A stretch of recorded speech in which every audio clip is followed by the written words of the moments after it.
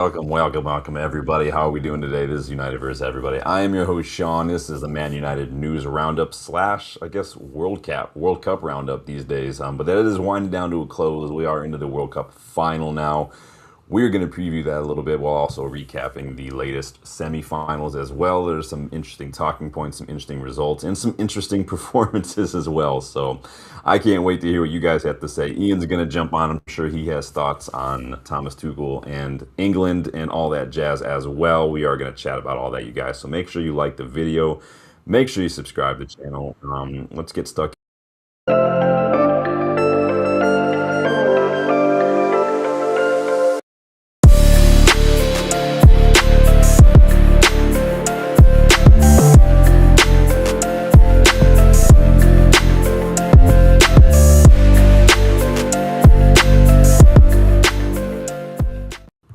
Let me bring Ian here real quick. There he is. How are we doing, pal?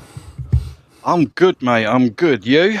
I'm just living the dream, man. Living the smoky dream. Like avoiding the lightning, yeah? I mean, like I put in the WhatsApp group, it is there unfortunately in thoughts and prayers with everybody in Canada and everything. There's some wildfires just across the border in Canada, but because of the way the wind is blowing and the jet stream and all that, all the smoke is making its way down across us. So we have woken up to smoky, dark skies. I slept in because it was still so dark because of all the smoke. So, and it's not great, and it's like the worst air quality we've ever had right now. So no one's going outside, no one's doing anything. Dogs aren't getting walked. I just let the dogs out this morning and just stood outside with them for like 20 seconds, and I was already coughing because it was just so thick. Jeez. Yeah, that's bad. It's rough, but it is what it is. Obviously we're just getting the smoke. The people in Canada are dealing with it. So that's hopefully the damage isn't too extreme any more so than it already has been. But are you melting? Sure. You still surviving your heat wave? Yeah, it's it's started to get, it's just got 8 o'clock obviously here. It's a little bit cooler, but the sun is still high in the sky for this time of night. Yeah, it's still warm, but we're getting past it. Yeah, I feel like that's all England fans right now is the motto of we're getting past it. We're getting past no, I'm not. No, that's on. We're not talking. That's my thoughts on the weather and England vastly differ. But yeah. I forgot Danny lives over here too. Yeah, Danny's probably dealing with it a little bit as well. Some of that smoke too. It's rough. Stay safe, Dan. Stay inside, buddy. But yeah, we're going to chat about a little bit of everything and anything. Obviously not major news. I doubt we're going to see a whole lot of major moves happening until maybe Monday, Tuesday next week as well. Monday is usually the day where some movement really starts happening as we head into the new week. But obviously this weekend is going to be pretty big. We've got a friendly on Saturday, our first preseason friendly. We'll talk more about that a little later on. We've got obviously the third place match. Does anyone care about the third place World Cup match really? No, I don't really. I doubt you'll see. I mean, it's a coin toss to see what teams are going to start. Is it going to be a full rotation? Or is he just not going to care? I said this to Rob, and there's no way they're going to get anybody, and especially not me. And I love the fact that Wayne Rooney refused to call it the bronze tournament. No, stop trying to make something that it's not. It's third place and fourth place. That's all it is. Why bother anymore? Like, I don't know. For it? I said to Rob in our WhatsApp group, I think it should be a complete rotation. If you have not played a single minute and your manager doesn't put you on in this game, then he's he's a jerk off, really. I'm sorry. I'm just the bottom line. It ain't about whether you're good enough to play or not. You're taking you all the way to the World Cup. This is a nothing game. Third or fourth, whoop. I get Rob's point. They might push Mbappe. Mbappe might push to start because he still wants the golden boot. But if I was both managers, I would just completely rotate. Goalkeeper change. Every defender that's not played, it should be Kobe and Henderson in the middle. It should be, what's his name, Ivan Toney up front. Yeah. Rashford should get a start. Whoever hasn't played, basically. Yeah, give them all a go. It's not fair otherwise. You've got some thoughts on Tuchel. We'll get to that shortly. Yes, we will. Keep in mind, let's try to stay monetized. Before we dive into the news, you guys, just remember 2 days left to score 20% off in the United vs. Everybody online store. There are links in the description. There's a link in the chat. Ian's rocking his green and gold OG. I've got the channel logo shirt on as well. There are hoodies, there are mugs, there are hats. There's even baby onesies. Go check them out if you guys get a second. 20% off right now as well. I'm pretty sure my missus has bought a couple of those for our grandson already, but it's not his birthday yet, so I did hook up Rob with a little something for taking charge of the fantasy league as well. I just told him to go ahead and pick something from the store so we can hook him up. A big thank you, because we do have that World Cup fantasy league for the channel, you guys. I haven't looked. Top boy. I know Rob put it in the chat. Who's leading? I don't think Danny's top man anymore, but no, still a chance. You remember what I said in the show the other day about if you saved a bonus? And Rob, it's the first thing Rob said to me as well. He saved his bonus for the last games that count in a big way. Because, like we said, these next games, everyone's going to have the same players. That game, there was a chance that you could have something different. But even if you didn't, having a 12th man or a clean sheet bonus, it was 3 points, and now it's 20-something points, I think. Yeah, which is a shame. Don't know. Nobody knows. If you're in the chat, put your hands up because you'll get one of these because that was the move. Well, Jimbo gets one of those anyway because Jimbo celebrates 9 months of membership, so he's going to get one of these numbers here. Jimbo, true legend, Jimbo. He is a legend. Says hope everyone stays safe. Well, we're hoping to stay safe too. It's safe here. It's just poor air quality because of the smoke. But I appreciate that. Yeah, Danny fell off a cliff. I'm not sure what happened there. D, I was rooting for you, mate. I was should have pushing played more for you. Spanish defenders. I instead of Argentina ones because I forgot. Spain have a lot of clean sheets. They've not conceded very many goals, but. It's anyone's ball game, going into the final. Who do you start? Because I think like third place match counts, right? Like does it? Goals. Yeah. Oh yeah, our third and fourth. Rob put it today. So obviously, 4 teams. So there's 4 teams to pick from, and all the points are the same. There's no new bonuses, but all the point systems the same. So like you say, will Mbappe try to get the golden boot? If so, he could be in with a shout. Do you just go with who's in the final? Who cares? At this point, do you start people who haven't started, who you think, because they're cheap, maybe not many people are picking them, maybe they'll still get a goal or something like a Tony or something. I wouldn't mind betting there are more goals in the playoff than there are in the final. Almost for certain. Certain. Because the pressure is just completely off. There is 0 to play for. I hope there's not stupid medals for it afterwards as well. There will be, but I care much more about our friendly against Wrexham than I do about the third place World Cup match. Oh, absolutely. We'll be watching it, but again, I will not. So, if it's on at the same time as that, I will not. Same here, man. Not having Spanish defense definitely hurt me as well. Yeah. I think I had one. I think I had Poro, and that was about the only person I had starting. But luckily I had Cucurella, and I had. Was it Kabassi and Simeon? Kabassi, yeah. Yeah, Simon, yeah. It was interesting. So let's dive into some news before we dive into the World Cup because we got a couple of announcements. First things first, Carl Darlow is officially a Red. Welcome to the club, Carl Darlow. For former Leeds goalkeeper has been announced and everything by the club. He is a free agent, so I like that. You guys know that both Ian and I think we both picked free agent goalkeepers in our rebuild. We did. You went for Jan Sommer. I actually went for Woodburn, I think is. You did, pretty. Yep, and Darlow is homegrown. He counts as homegrown, so that helps our quota as well, which is a big help. So, not that I think we're too worried about it, but again, it is a help. So, I saw Woodman linked with, I think it was it Newcastle or Forest as well, but I also. You saw my message yesterday. Jan Sommer went to Club Brugge. Great goalkeeper for Club Brugge, that. Top level. So does that mean Mignolet is no longer there? It must do. It must do. I cannot see. Unless he's decided he's going to be sort of like, retirement and maybe sort of happy to be second and maybe a coach or something. I've not heard, but... Interesting. Yeah, I saw... He could have gone I was like impressed. MLS or something and started Summer. Exactly. I don't think he's gone as a number 2. Yeah. I think they're giving him a 2 or 3 year deal as well. So interesting. Well, he's set until he retires. Basically, he doesn't have to do much. Yeah, that was one of Danny's picks. Yeah, Darlow is a good pickup. And like we said the other day, Leeds tried to get him on a new contract, but he decided just to come to United. I know a lot of people. They lost Melier as well, didn't they? Yeah. Leeds. Yeah, I know a lot of people are happy about it. They're putting up comps and everything of Darlow, and like he's a backup. Like it doesn't look at the comps all you want to. I'm not saying he's crap. I'm not saying I'm not happy with it, but how often is he going to play really? He's an able-bodied backup. That's exactly what he's got to do the job for. Yep. I wouldn't be surprised to see him starting on Saturday, though. To be honest with you, because I think he started he will. VTech against Wrexham when we played them last summer.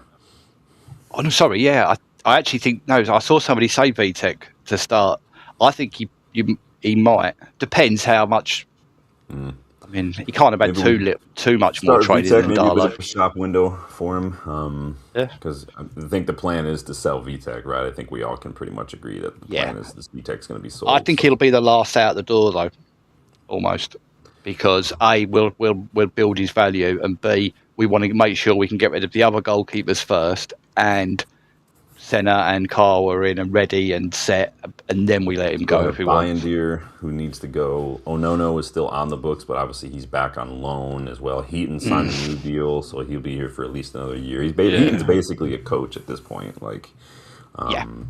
Third keeper. Definitely. He did play against was it Wrexham? Was it Wrexham or was it Rosenborg? I can't remember when VTech played. Getting the 2 years. Maybe Wrexham was the year prior, and Rosenborg was last, because he did play one match in preseason last summer. It might have been Rosenborg. It might have been the year prior, because I don't know. I remember Wrexham having Foster in goal. Yeah, because that was I remember a year ago. I remember when we played Wrexham, because he injured. I think it was Mullen. I think he came out for a ball and cracked a rib or something on Mullen. I want to say. Somebody correct me though if I'm wrong. No, I can't remember. I might be confusing the 2 years, because I know he played at least one match. I think so. Was that 2 years ago already? Jeez, that makes me feel old. I think it is. Yeah, it does. Time goes by quick in football. You can't. Yeah. Time flies. Well, big up Danny for keeping me honest. Like the time is just blurring, especially with COVID. Since COVID, man, everything just blurs together now. That's what happens when you work from home, because there's no delineation between work and being at home. So everything is just kind of a blur. But yes, Carl Darlow, backup keeper. And I don't know if you saw this, but yes, Yuri Tillman is officially a Red as well. Excellent pickup. I think we talked about this the other day. You and Dylan jumped on. I think I don't know. I can't remember now what we talked about. For me, he's definitely that leader, experience, kind of Christian Eriksen type mold, kind of deep playmaking.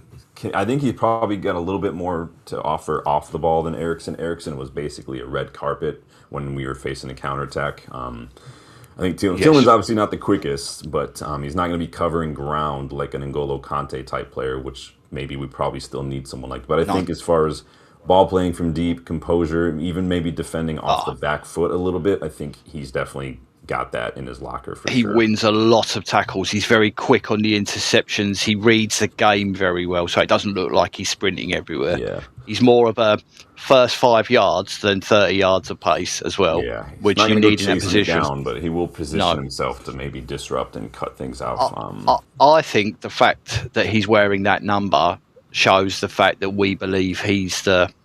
I'm going to use the word composure. He's in there to just make everybody go, right. Because then, what did I say? We were all talking about, I was watching back some of the other things and looking for the channel's comments, and we're like back to the 225 rebuild. And my whole consistent thing throughout the whole process was the ability for us to, everybody can play ball. Yeah. Because if you've got a weak link, that lets it down. But if everybody in your team is capable on the ball, it so makes our job easier. Carrick's formation works better when everybody can do their job. And finally, like we said, square pegs and square holes, and I'm so happy. Yeah, I think there you'll still see a little bit of the mid block that we saw under Carrick. I do still think that's kind of what he likes. A little bit more compact, a little bit more difficult to break down. And I think that back foot kind of style, it does suit Tielemans really, really well. There will be games when there's going to be a midfield battle, though, and I do still think we need a ground coverer, someone who's just going to eat up grass and disrupt, and like an Ander Herrera, like an N'Golo Kante, just someone who's just a terrier who's just going to be on your heels, nipping at you when you're on the ball. I do still think we need someone like that. João Gomez might have been a good shout there, but he's probably off to Villa from what it sounds like. So, so here we go. Tielemans already endearing himself to United fans early with this little one-liner here. Decision making is everything in football. Some take time, others take seconds. But when Manchester United call, you don't think twice. I mean, he knows his audience, doesn't he? Oh yeah, there's a couple of bits as well. If you guys haven't watched the YouTube video Man United have released with him having a little conversation, it's brilliant, and they take it back. Does anyone remember his second or third game for Anderlecht was at Old Trafford? He shook hands with Carrick because Carrick was captain in Man United. Yeah. There's pictures of him playing. He said they go cut back to him and he's got a look on his face like, so I can't remember that.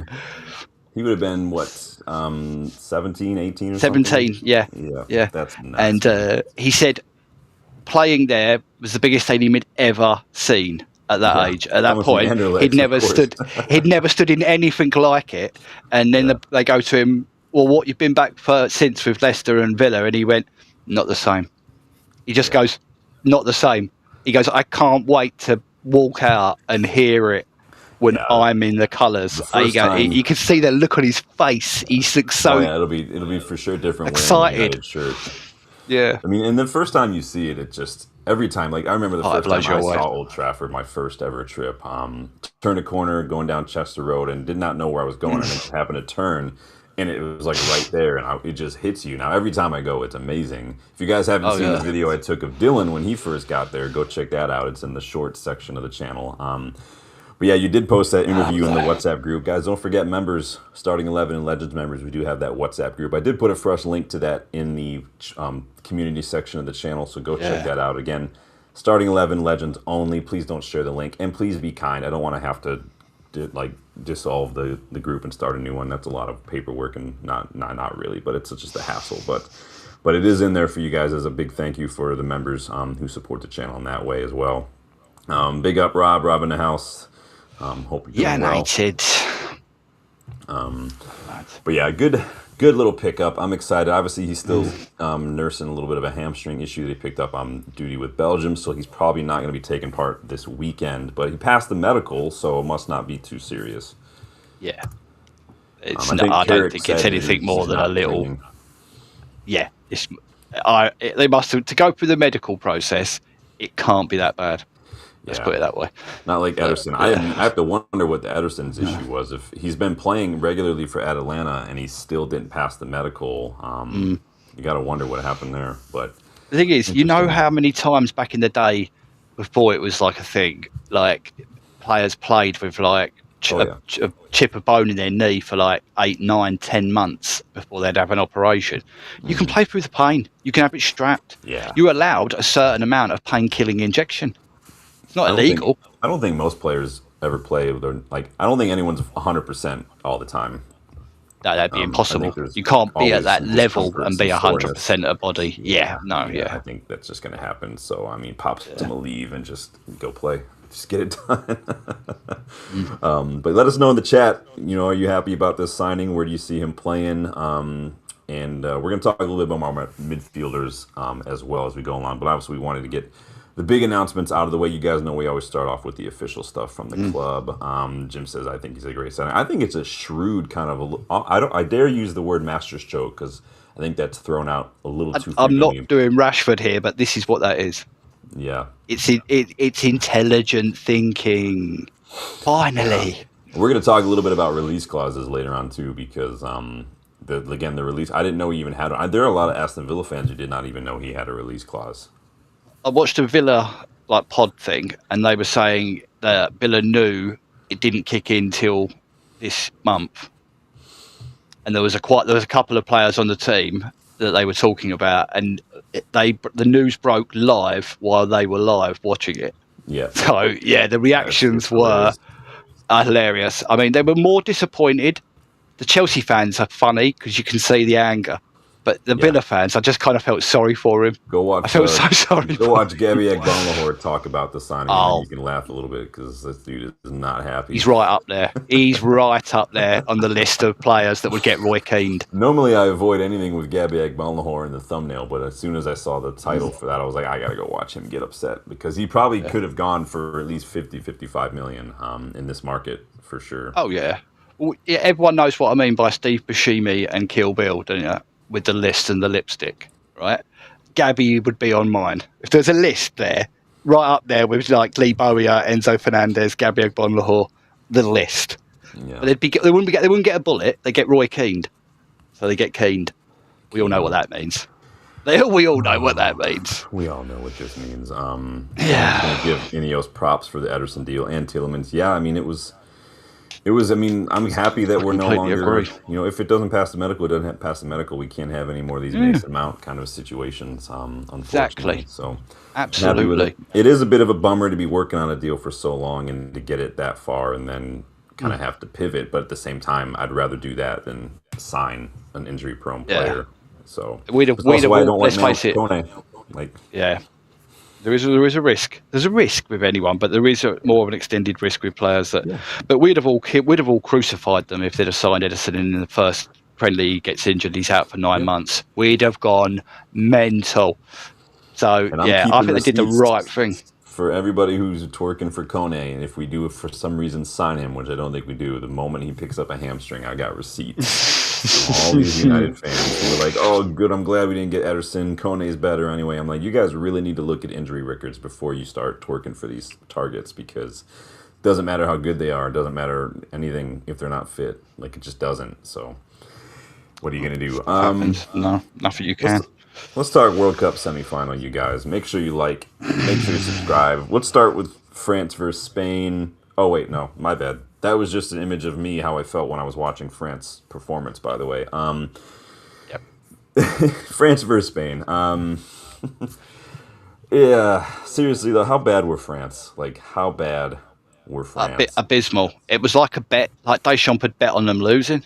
They were absolutely shocking. Like, if someone knew nothing about football and you just showed them the previous games and then showed them that game, they'd go, well, that's not the same team as that, is it? Yeah, it's bad. I legitimately did not even know Ousmane Dembele was on the pitch. No, some of them were unnoticeable. But what I think what France's problem, and I've always said it about Deschamps, he's just too one-sided. It's just all out attack, and we've got good defenders. That's they're the modern-day European Brazil. We'll just outscore you. Right. Well, that's funny because they had no shots on target until very late in the second half. But their tactic played straight into Spain's hands. Absolutely straight into it. And Rodri, I hate to say it, but he absolutely dominated. Him and Fabian Ruiz dominated that midfield. And that's why if anyone says you need youth to run a midfield, you're talking out of your back end. No, because there's 2 30-plussers that just made it look easy work. I thought Spain looked like traditional Spain side, just doing Spanish things, playing like United under Carrick sometimes, playing like you see Spanish teams do, just triangles, progressive triangles, though. We're just going to pass this into triangles and these zigzags, and we're just going to completely just get through your midfield like it's not even there. It's a great movement, though. Like, they kept saying it in the commentary, the 1-2s that Spain pull, I'm so, it impresses me. Which is why the other games annoyed me with them so much. Yeah, because that's how Carrick wants us to play. By the way. Well, yes, please. You guys are funny, Mike. We're going to talk about England in a second, you guys. But they were doing Mike, very well, and then just off the ball, I don't know what France were doing. Like, here, I'll bring up Porro's goal here in a second because I don't know what they're doing here for Pedro Porro's goal. Like. Nobody is literally doing anything. They're just they're switched off around. Like, Kone just stops. Digne just stops. Everyone just stops. No one's paying attention. Was horrible. He was so bad. This was awful. This was lazy. They all look like Rashford marking Ross Barkley. Yeah. Oh, yeah. Just as bad. This was not a good one. No, But it wasn't. at that point, they just completely stopped. Yeah, PSG are definitely looking for receipts on the Digne. Definitely, that was a shocking. I'll be honest with you, I don't know if anyone else thinks this too, but I just felt like France did not even look all that upset that they lost. No, I put in the group, didn't I? Mbappe before the end just looked like he doesn't care. He didn't care if he loses. He couldn't care less. It really doesn't bother him because he doesn't care what's going to be shouted at because Deschamps won't shout at him because he'd probably just walk off. Yeah, I mean, at this point, Mbappe pretty much runs the clubs that he's at. It's insane, man. The guy's on. Yeah, it's just. You said about Dembele. I didn't see Elise for like the first 42 minutes. I didn't feel like he had the ball once. And what was with this having to be the wide or central attacking 10 and being in the 6? The amount of times I saw Elise getting the ball in the 6 and just having this thing. It's my pet peeve. I know what it does. I said it a couple weeks ago about France. Their midfield can't get the ball forward, and so it's like when Bruno has to drop deep to pick it up because we didn't have midfielders who could get the ball forward to him. Yeah. So now they have to, but it completely takes Elise out of the game because now he's got to drop down there and somehow carry the ball or move the ball 20 yards forward just to do what he does best. I also hate this, just giving the ball back to each other in a 5-yard space about 10 times. It's like, just get on with it. Nobody wanted to take the buck. I hate it. Yeah, it's hot potato football. I hate it. It's just no. Sounds like Deschamps is out and Zinedine Zidane is on his way in. Goodbye. I think international football is made for coaches like Zidane, coaches like Ancelotti, coaches like Mourinho, like we talked about the other day. You just pick the best players, put them in their best positions, play a system that suits the players, and it's fine. I don't think Ancelotti is the best fit for Brazil, but I do think international football suits guys like that. I would go back to Italy if I was him after they failed with Brazil. I'd just go back to Italy before they give it to someone else. Yeah. But I tell you what, everyone be very, very afraid when it comes to the Euros because France are going to destroy anybody they get in their way because Zidane football is pragmatic. He's basically the French Jose Mourinho, isn't he? He's pragmatic and he knows how to win, and that's it. 3 back-to-back leagues and 3 back-to-back Champions Leagues. I feel like England almost should have looked at Ancelotti the way he plays that kind of counterattack. Like, at least he'll get the ball forward. We're going to. I'd approach him now. We're going to talk about Jose in a second, but won't happen. I just don't think tactical coaches do well in international football. I don't think you have the time to rip everything up from the studs and start over again. I just don't think you can do that. You've got to play simple but effective tactics and suit the players that you have. And so, Sean, teams like Cape Verde need a Nagelsmann. They need to learn tactical football because they haven't got it. Maybe just send them over there for like a couple weeks one summer just to do a little camp, and then they can do whatever they want. This is it. But the clubs that have got players that are, top rated players in the world teams, the top 5, 10, 15 nations, they need a coach that can come in and win. Win. I don't care about what style it is. I want to win. Yeah. We're not here to participate. I hate the word. The fact they give trophies for it now makes me sick. Well, there's a good shout here from Mike. What's Pep doing for the next? Would Pep even coach Spain, or if Barcelona, like the Basque country, had a team, maybe he would do that. I can't see him coaching Spain though. I saw him linked with something, and they said about Pep, and it was a bit like. But then Klopp said he wouldn't, and now he is. So yeah. So Spain threw obviously at the expense of France. France play England because England versus Argentina. England lost 2-1 thanks to honestly a brilliant Enzo Fernandez goal. But I'm gonna let you get in. Don't worry. Brilliant Enzo Fernandez goal that honestly we all sort of saw that coming. Literally not a minute before that, it was the same exact chance. And if I'm Jordan Pickford, I'd be fuming at my teammates with how much space these guys were given. But that goal brought Argentina back into it. But a late header from Lautaro Martinez cross. You're playing a back five. You've got Dan Burn back there, and somehow that cross still gets in. It's ridiculous. But you have to put more pressure on the ball because, like, what is England doing here? You can fly. You can land a plane. Yeah, I can't. First of all, it's not even just on this scenario you've got on the screen, right? If you're going to go defensive as a coach, then what you do is you take away your most attacking options and you bring on defensive ones. You don't take away your midfield and make yourself a defensive polo, because that's what we've done here. We've taken away the only person that was covering in the screen there, and we've put him in the back line behind one player. Yeah. And Jude couldn't get there quick enough. No. The reason it was working before, it. and he didn't get the shot in, was because we had a player right there on him the whole game. So he made that's the biggest tactical screw up. Aside from the ridiculous substitutions, that is a tactical screw up.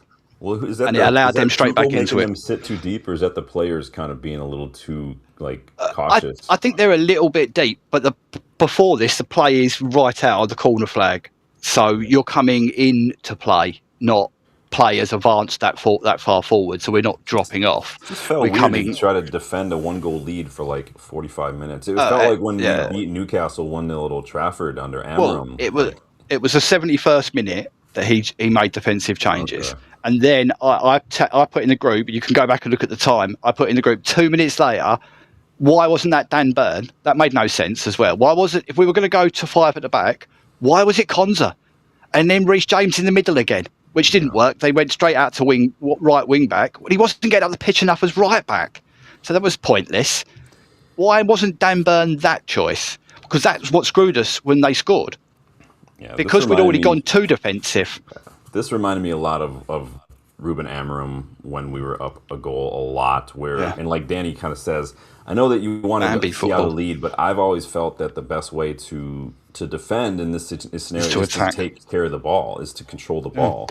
Someone like Cobby coming on, who's not just going to worry about clearing it, but like he's going to keep it. I'm screaming Like he's just going to. He's so press resistant, and he can easily beat that. I think that would have been, and that's not just me as a United fan. That's me as a football fan looking at like you can't just park the bus for nearly a half hour and like in the way Argentina once Argentina stopped trying to walk the ball into the middle of the box and started getting it wide and then putting crosses in, it felt like just they looked dangerous. Yeah, they looked dangerous. They just looked dangerous. 12% we could not shut it down. The first goal and that goal in the 85th minute for England, like that's not okay. The problem was he didn't want to risk taking Bellingham or Kane off at that point, where Kane wasn't offering nothing on the out ball. Yeah, he would have been the one to take off, and then bring a midfielder on, play someone in that hole. That whole team in the second half, the whole attacking lineup. Once he took Gordon off, who legitimately was our only threat, I said at that point we need another midfielder. Should have been Kobe and Rashford, because you take Bellingham and Kane off, you put Kobe in the hole, which would have been right standing there, right? Or you could have done it for the Anderson, doesn't matter which one, leave Bellingham on, whichever. And then you just stand Rashford up here and tell him, look, they never went all out on us. There was always 2 or 3 of them back. So leave 2 on 1 and Marcus, if we kick it, chase it. That's your only job. He didn't do that. He went too defensive, opened the hole up in the middle and went, come and score if you can. And they did.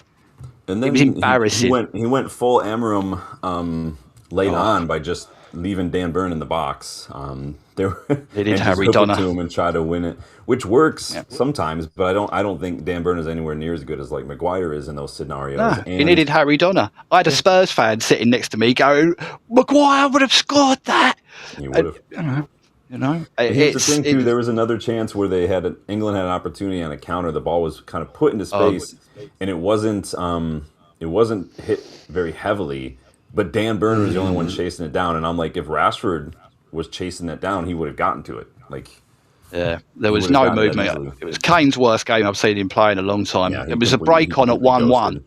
Rodgers broke down the right, and Kane just sort of lingered around in front of him. Rodgers went out inside. I'm thinking, go on, Harry, outside, one touch, into your path, right foot, bottom corner. And he just stood there. And Rodgers is like, well, he's not going. I'm going to have to shoot. And I was like, it's embarrassing. Honestly. Right here, though, the Enzo goal, I think both Tuchel and the players share the blame because, again, the reason I say that is because the warning signs were there. They had a scare a couple minutes before the goal, of literally carbon copy, and like you're saying, like somebody barely got out to close the space down a little bit. The players themselves should have said, you know what, we need to just put a little more pressure. We can't sit this deep, and they still didn't do it. So I don't care at that point if the coach is like, oh, you guys sit deep no matter what. I'm like, no, we're not going to get that lucky again. I'm definitely going to go close down the space a little bit, or at least just stand on Enzo. But they didn't learn. Like, where's the line, though, between not giving away space but being too deep? I mean, England had 7 touches in the Argentina box in that time, and then Argentina had 28. Yeah, we cut our own legs off. We cut our own legs off. We gave ourselves no out ball, and we just invited it on like we were dam busters, and we thought they had no bombs, and that was it. People cut your legs off. You have legs in the bench, and you don't want to use them. We used the wrong subs. It was the wrong subs at the wrong time and the wrong positions. Elliot Anderson, I think he's been a passenger in a lot of games. He was one of England's 2 best performers last night. One of easily. He and Rice are too similar, I think. You don't need both of them. And I think in the last 2 matches... Rice was a passenger. Yeah. An absolute passenger. I think these last 2 matches, I almost feel like Kane and Bellingham are a little redundant, because Kane will drop a little deeper, and Bellingham has been playing a little bit more advanced. So I feel like they're just kind of playing the same role at that point. So why not trying to run past Tony, who's just going to sit in the box, or Watkins or something who's got a little bit more pace on a counter? What I kept why saying, not play someone like Cobby? Like, where's your ball progressor? Like, Adam Wharton should have been on the we were screaming for it, Sean, weren't we? It's unreal. It's embarrassing, the fact that we couldn't see. I could hear Alan Shearer, and I don't agree with him a lot, but he's like, we need the ball to stick when we get it out. We couldn't with Kane, but they refused to take him off. It's gutless play. It's gutless. Tuchel, man. I've said many times that whether it's team selection or tactics, the coaching at this World Cup has been the undoing of a couple of teams, and I think this is the case. I think this is another case. And Tuchel even said this was the best game for England this tournament. How do you guys feel about that? Absolute joke. He's talking out of his arse. He's absolutely talking out of his arse. It's embarrassing. But one thing I will say is, at certain points, we actually played not bad. Apart from the side-to-side rubbish, it was frustrating because we saw what was working and then we stopped doing it. I think there was only a couple of England players that could come out of the night with any real credit. I thought it was a fantastic save from Pickford, close range for that header. But then I honestly think he should have done better with that. I think he should have done better with his shot. But it is curling away. I'll give him a little bit. But I never blame a keeper for that, because the fact that he's 5 yards outside the edge of the box, there's nobody putting within 10 yards. No, he's just got a perfect bend on it. Yeah. But the one thing I will have is I don't think he should have been on the pitch to hit that ball in the first place. He should have been sent off in the first 2 minutes. Tell me where in the rules Elliot Anderson's gets stuck in. The ref has blown the whistle, and off the ball, after the whistle's been blown, he runs up and elbows him in the back of the neck. Yeah, I thought he was a lucky boy there. That's not just a little bit. I was screaming it, right? And the wife come in, and we were all sitting there, and I said to her what happened, and she went, if Declan Rice does that, he's red. I said, if that was Bellingham, it's a red card straight away. I promise you now. I don't care. I don't care what anyone says. That is flat out cheating. You might as well say Messi get a phone out of his sock and go, no booking, and then put it back in his sock. It was flat out despicable cheating. I don't care, but a good goal, whether or not irrelevant, right? He shouldn't have been on the pitch. It was gutless refereeing, and where VAR might as well not exist, because if you can punch someone off the ball, right, then what are we doing?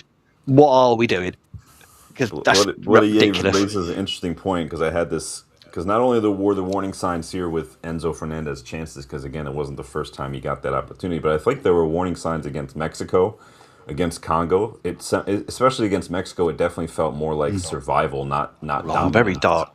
Just going to put a light on, Sean. Carry on. You're right. I think that, and again, I feel for managers in international football, because you don't get a whole lot of opportunities. It is a little bit like just win at all costs, but at the same time, you do need to play a little bit more with a little bit more risk. This is why I felt like Ollie could have been a very good candidate to take over for Southgate when he left as well. I feel like Ollie plays a style that I think English fans would like. I think you just have and it suits the players.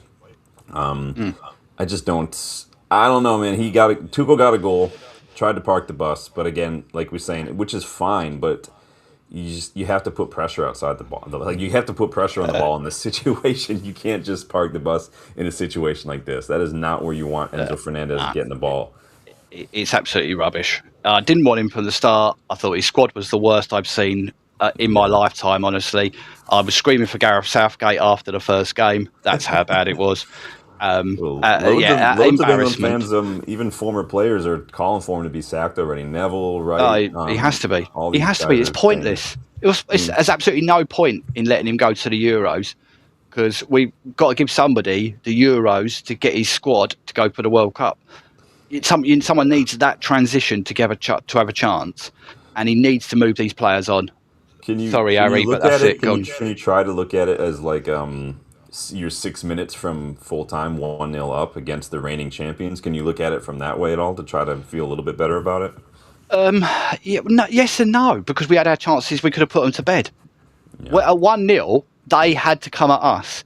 Now, if they came at us with the way we were set up, that played right into our hands. He didn't need to go defensive. He should have had Morgan Rogers off, stuck Rashford on the other side, and then said Ivan Toney, Kane off, Bellingham, you sit here. No, and then it could have been Kobe, but he wouldn't bring Kobe on with 30 seconds to go if he had 9 men. You know how many attacks Adam Wharton probably could have launched, even if you were parking the bus. If you just win the ball, roll it out to Wharton, or the ball pops out to Wharton, one touch, boom, and the ball's into Rashford's feet in space, and it's off. He's off. Especially as he had the beating of their fullback on toast. Yep. Gordon had him on toast. The amount of times Argentina had every single player except the goalie in our half, even when we were having long periods of the ball. They don't defend in their half at all. So Wharton, ball up, There you go, have that. And the times we did it, we created danger. The fact he went to Konza at right back and he couldn't cross the ball, the 3 times it didn't go off the floor. Mm-hmm. So just forget it. The squad was abysmal, a joke. I could name 10 players that should have gone. I feel like the way Tuchel approaches some of these games, like we said, Mexico and whatnot, I feel like going up a goal almost was his undoing, because he just immediately started defending. Making him feel defending, yeah. We said it about Rice. Why didn't Rice go at right back? Because he crosses better than most of the players on our team, right? And he needs to get forward, overlap and cross. Kobe or whoever, even Jude there, right? Carry likes to drop deep. Do you know who would have really suited us the way he plays? Morgan Gibbs-White. Because he would have gone into that role past Kane going like this, like a ping pong ball the entire game. It's so difficult to deal with, but none of them did it. Just one person who could play a long ball from deep, even if it's Maguire, because Maguire actually has a good pass on him. That's all it would have taken, but I just don't think Tuchel, again, it was that combination of defensive tactics, but also just that slow ball progression, that very Dutch style ball progression. Yeah, we're going to play. As I said, it would put Van Gaal to sleep. That would. Yeah, it's not great. First big test for Thomas Tuchel, really, on an international stage, and he does not do well. Someone correct me if I'm wrong. I heard somebody say this was the first time, either in World Cup history or whatever, where the team in a semifinal where the team who was leading did not end up winning. I don't know. I did tell you one thing, didn't I? Messi wouldn't score. Did tell you that. I did say he wouldn't score. He looked dangerous. He was putting in some great... Once Argentina stopped trying to walk it through the center and they started putting it wide and putting crosses in the box, which was what I was screaming for them to do, because they were... You can't... Like England, the way England was set up, you're not going to just walk it into that box and do these little like old Arsenal from 2007 kind of nonsense. Also, he got more space the second Elliot Anderson went off. The second Anderson went off, who, by the way, did a job equal to Ander Herrera on Eden Hazard, because Messi didn't exist in that game until he took him off. Until Messi started getting wide, and then he actually could... You can't give Messi that much space either, whether it's wide or centrally. They gave Messi a little too much respect. Gonzalez, who came on for Paredes, was it? Or did he come on for Simeone? He made such a difference down there left, because he was going past people where they did before. They didn't the whole game. He's not even a wide player, Gonzalez, either. It's insane. Well, just what had legs. What do you guys in the chat, and Ian, what do you make of England's tournament so far? Looking at who they played, the way they played, the first big test that Thomas Tuchel had, and they kind of shrank a little bit away from the challenge. I thought it was poor. I thought it was a couple of good cameo games where Jude looked good. Harry looked good in the first game against Croatia, but then after that, it hasn't looked like he was ever going to score. I just think it's utterly poor. I thought it was doomed to failure from the start, simply because the squad is just not set up. We took more injury-prone players than informed ones, and we took a load of similar players that if it's not working, they just change it for another player the same. And it just, sorry, it was Kinder Egg tactics. It's not. It wasn't great. It was not great. No. I will say, though, that I thought Jed Spence was an absolute baller yesterday. What a performance from Jed Spence. His last couple matches, Jed Spence has been fantastic. That last man tackle, I forget who was. Was that Messi that he? Simeone. No, he did Messi. Yeah, he did. We did both of them. Yeah, that last man tackle was was perfection. I'm telling you right now, man. He's looked aggressive. Player. I messaged you in the chat, didn't I? I said they're talking about Inter Milan because Fabrizio said in his video about Inter inquiring about Spence to replace Dumfries. I'd take him at left back. Well, Spurs apparently said while they were talking about Spence, they'd offered him Cuti Romero as well to Inter. But that's irrelevant. We don't want Romero. But if they're willing to let Spence go, I don't give a shit if it means giving money to Spurs. Irrelevant. Yeah. Spence is Robertson better than both our fullbacks too. I think too. So they've got. Yeah, I would take. They've got left backs and right backs. He's naturally a right back too, Spence. Yeah. I remember when he was playing for Middlesbrough and he went to Forest. I really, really liked him back then. And he was at Sheffield United. Yep, he's good. Yeah. He's playing. I think he's a good. He's quick. He's direct, and obviously what we saw yesterday is again he is very good off the ball. He's at least that match he was excellent. Danny wants to know, will we take Spence at United right now? Yeah, for sure, I would. Hell yeah. Absolutely. I'll tell you, I'd almost say I'd rather have him than Hall, only for the fact that he's like the Mazraoui and Dalot, can play both sides, but I'd say he's a better fullback than both. So he's a new multi-tool. Sure. He's a new multi-tool. He's an all-action, both-sided fullback, and I think that's when we're in a squad where we need strength in depth in positions, but we haven't got the money for every one of them. It's the reason I wanted Manzambi, because he could play 3 or 4 roles. I think that is an absolute steal. What are we talking? What do you reckon, chat, Dan? I'm thinking 25. What's he got? A couple of years. If they're looking at selling him to Inter aren't paying something stupid, are they? Never. Just his contract. He's contracted 2029, so he's got a couple more years as well. So he's doing that. So, he's what is he on wages wise? He's got 3 years left on the contract here. Keep getting your thoughts in, you guys, on whether or not you take him. He's only on about $40K a week right now. I think Spurs wouldn't, but they're not signing up fullbacks if they're interested in keeping him. They've still got Udogie. Yeah, Udogie, Robertson, Porro. They've got quite a few going on. I reckon we get in there and have a bit of that.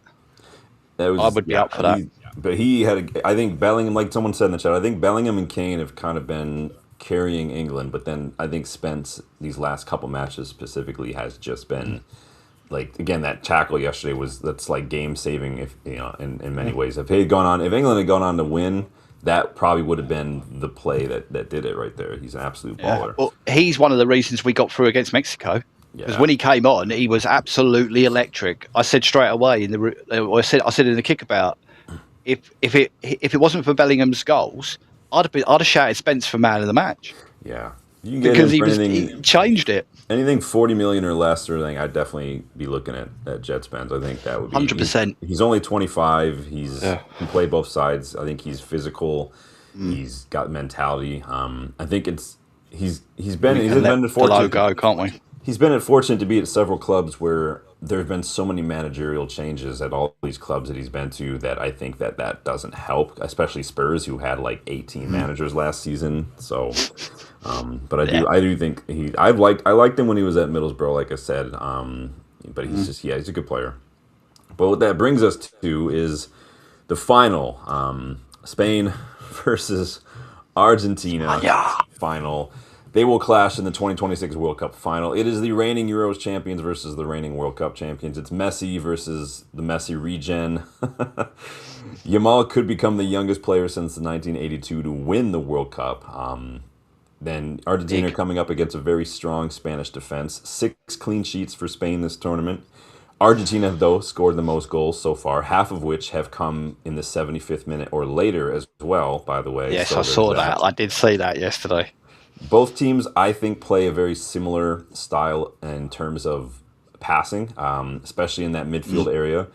Against England, I think we saw Argentina, the way they move that ball through and around England's players with just one-touch passes. I think Spain do play that way. I do think Argentina have a little bit more bite and fight to them. They play a little bit more on the edge, as we saw yesterday as well. I think Argentina, you're going to see a lot of late challenges. You're going to see a lot of hard challenges. You're going to see a little bit of shithousery. They're going to try to get in your head. They're going to try to upset you. I wonder if that constant disruption from Argentina could prevent Spain from really getting some momentum going in the attack. But Ian, what are your thoughts? Chat, what are your thoughts? What do you guys think about this final? What's some talking points? I mean, obviously, it's Spain all the way. But it's I completely agree. I think Argentina will do exactly what they did to us, and tried to just make the game broken up, bitty. When they get the chance, try to be quick, try to move the ball exactly like Spain do. But I think they'll have a lot harder time fouling all these Spaniards because they're masters at winning yellow cards against you. Like, if you foul a Spanish player, you better have a lawyer in your pocket because the whole world are coming down upon you.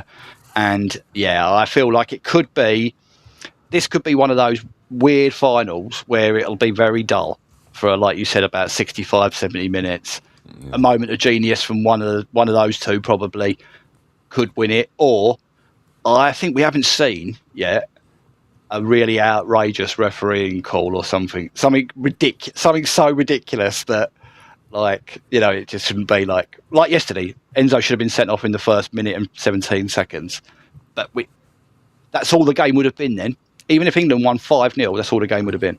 Yeah, yesterday it felt like a stereotypical refereeing performance where some of the stuff was let go. He didn't want to give away yellows too early.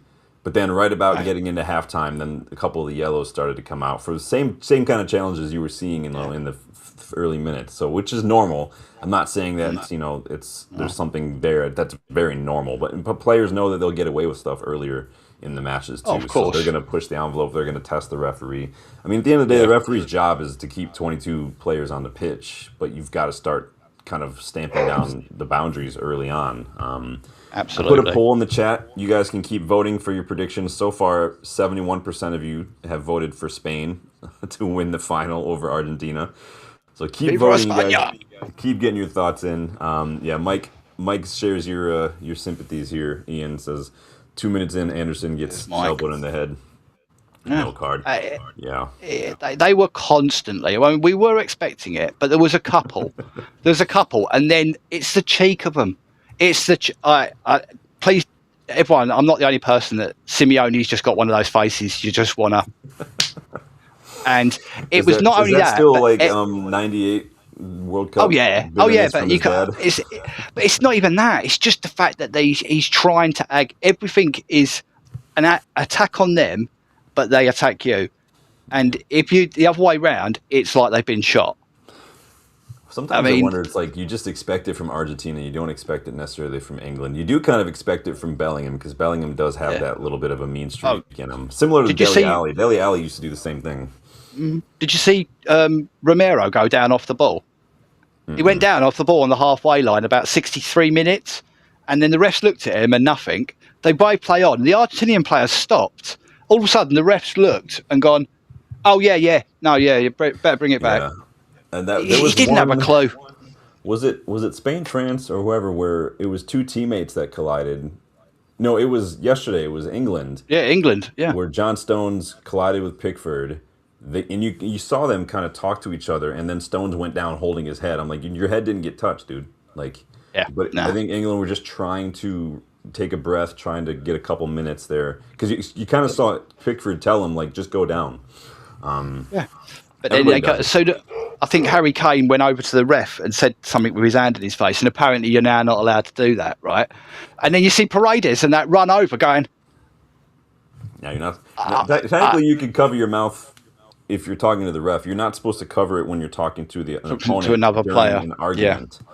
Yeah. You could do it just normal. If you're lining up in the center circle before kickoff and you're just kind of talking to it, that's fine. But in the midst of an argument, of which there were many yesterday, you're not supposed to do that. But you are supposed to get a card if you go like this to the card. The same way you're supposed to get carded if you do like this as well. Well, you see the scenes, when there was a little dust up and it was all trying to sort of be sorted out.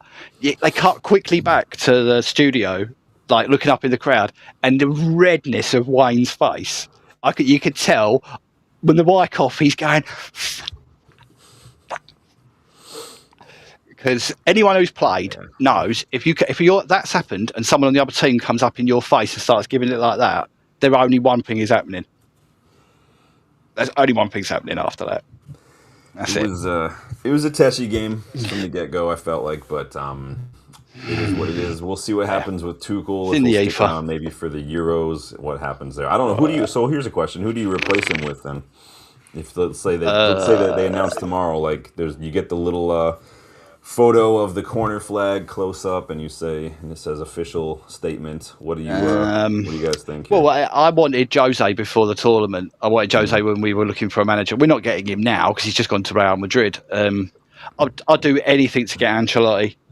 I think Ancelotti suits a lot of it. Otherwise, I honestly can't think of anyone off the top of my head that I think is absolutely bang suited for it. Because if you give it to someone completely unknown, unfortunately, the way our press are, they'll just swallow him alive before he gets any chance to do anything.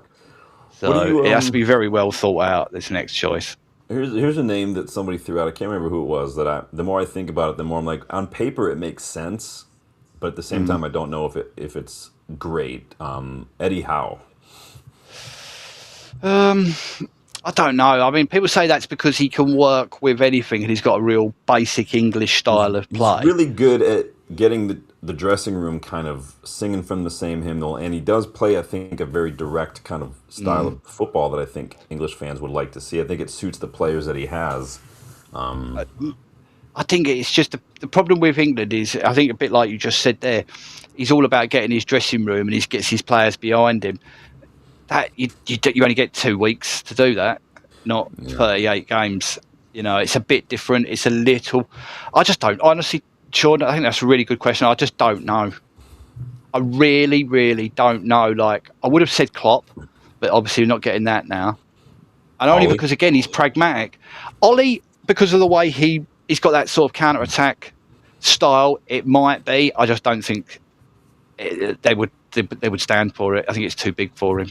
Unfortunately, if the last place he'd done was a success, it may be. But I mean, it'd be like giving it to Lampard or Gerrard. I'm not saying they were on the same level of success that Ollie did, but I just think it swallowed you. It'll swallow you. Redknapp's too old. What do England fans feel about Antonio Conte?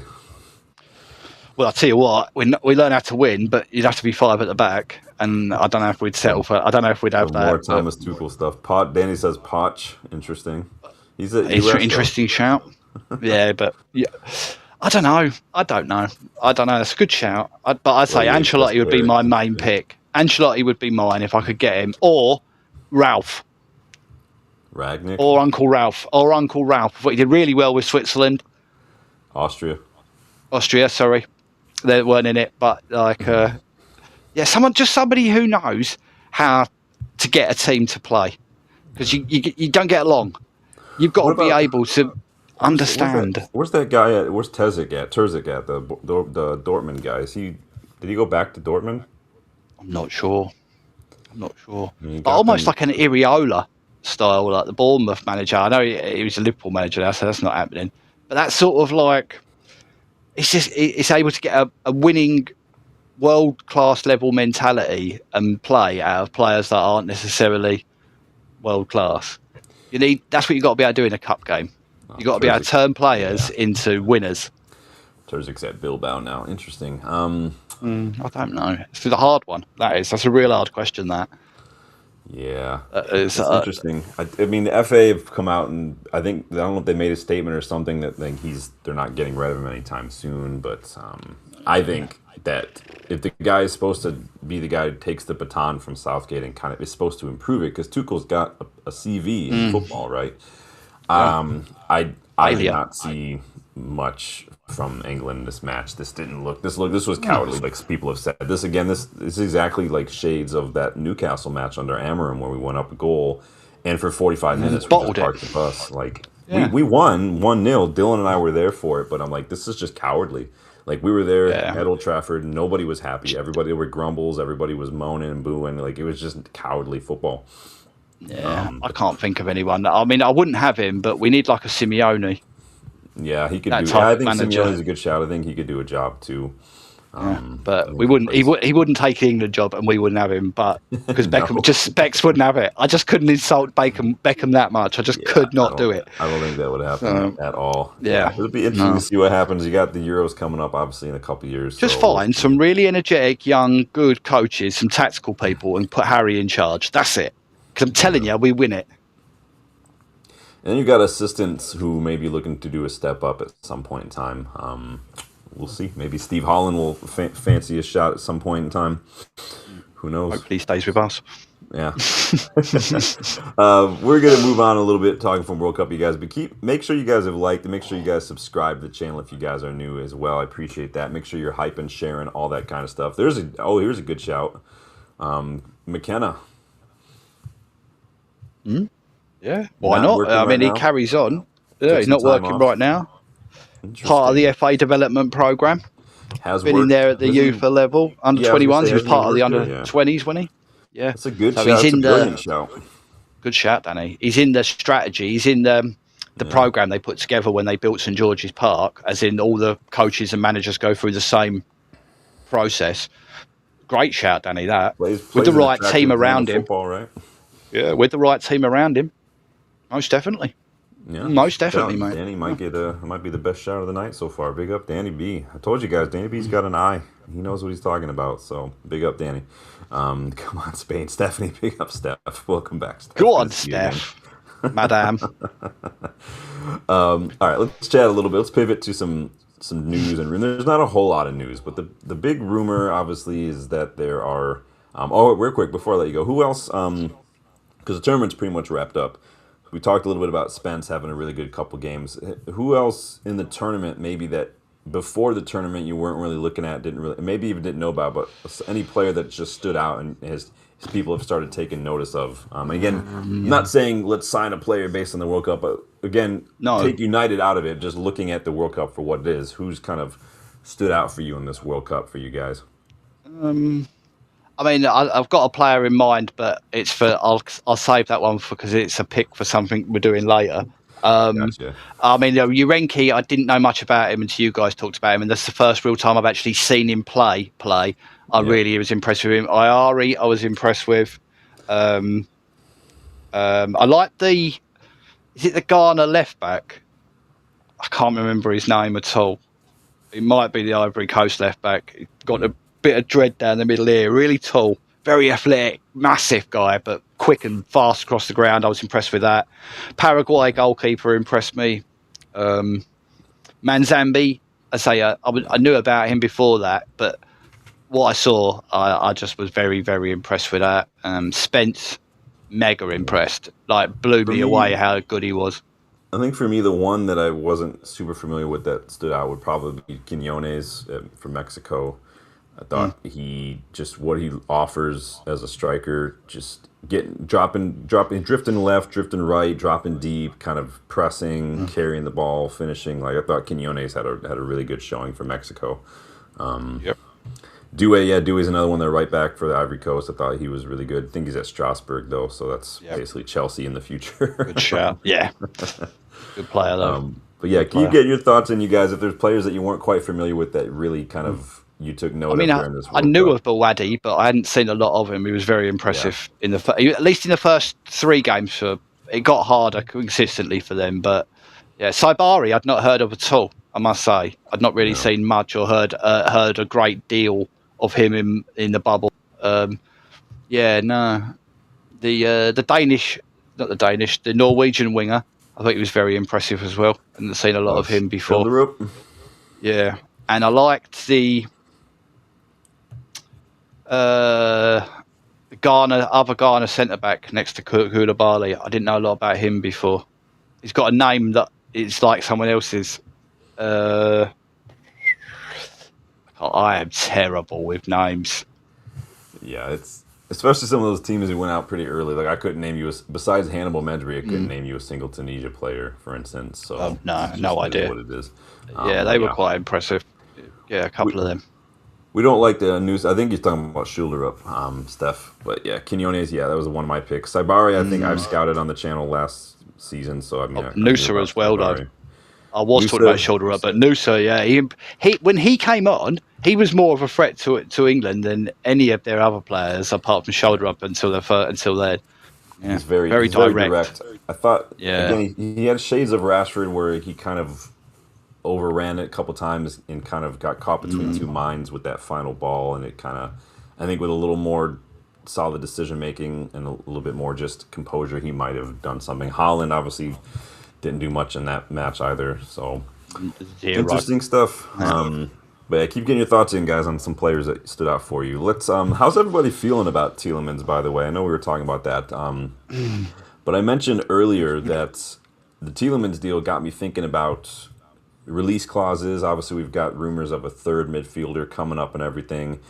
And I'm like, release clauses, I think I've read something that FIFA are going to start making those mandatory now for all leagues.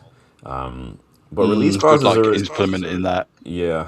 Release clauses are something that, obviously we've looked at with Cunha. We looked at, obviously, with Tielemans as well. There are a lot of players out there with release clauses that I like the look of. Now, release clauses are what they are. It doesn't mean you're just going to do that. Like Gonçalo Inacio's got a pretty decent release clause at Sporting. I think he's the one we looked at.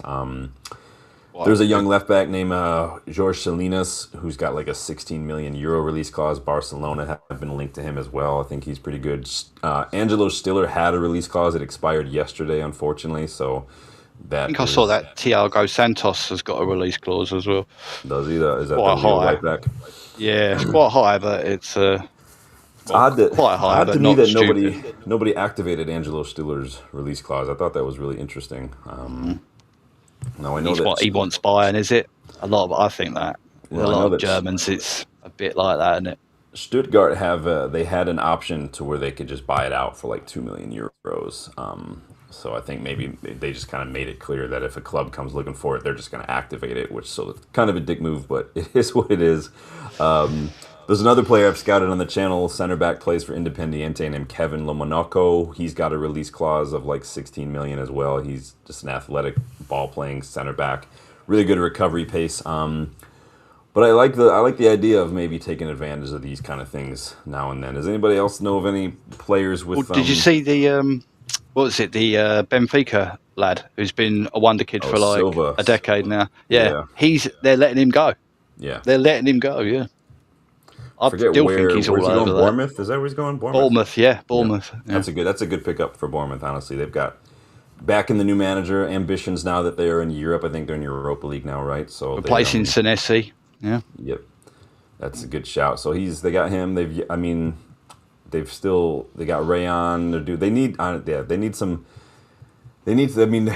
got two really good midfielders, I think, in Scott and maybe not Adams. Adams isn't really good. Adams does a job, but I don't know if I've ever rated Adams very highly. He's a bit of a facilitator because he works so hard and he does his job.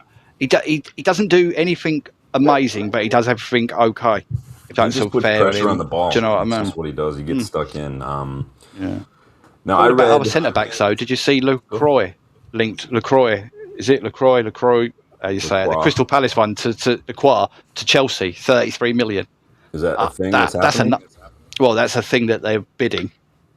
Interesting. How many centre backs did Chelsea want?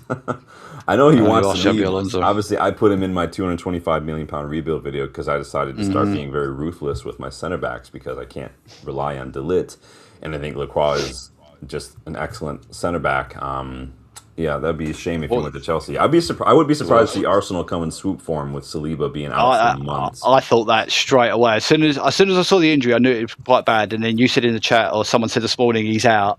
I was like, yeah, just wait for that clock to keep ticking, and then it'll be new centre back for Arsenal.